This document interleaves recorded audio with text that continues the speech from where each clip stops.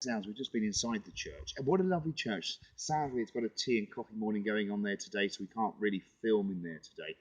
But what we could see was a lot of Mekaba signs, a lot of the six-pointed stars, alongside the Christian cross, the modern-day Christian cross symbol.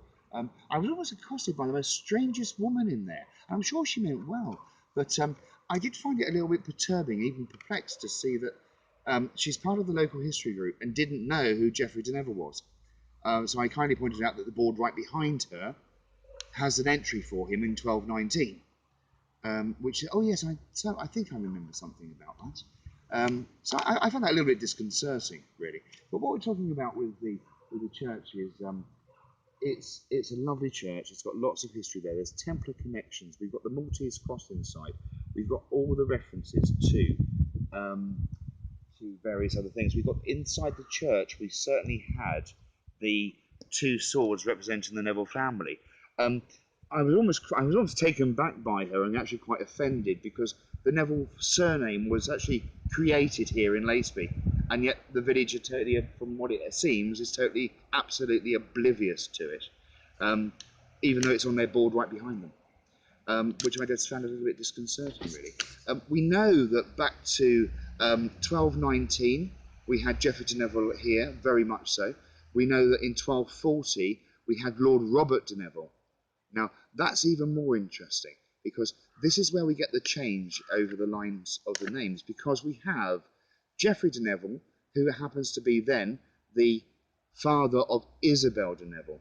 When Isabel De Neville dies, Lord Robert de Robert, as he should be, becomes Lord Robert de Neville, which was the start of that particular line, my line of the Neville family, because he shouldn't be a Neville. That was a creation. He changed his name by default when his mother died, in honour and respect of her, and the fact that he absolutely detested his father. So he took his mother's maiden name, and from there he moved forward, and thus the Neville line was then born. And that all spurred out of LACEBY. So LACEBY people really would know that, you'd think, being a village, but clearly not.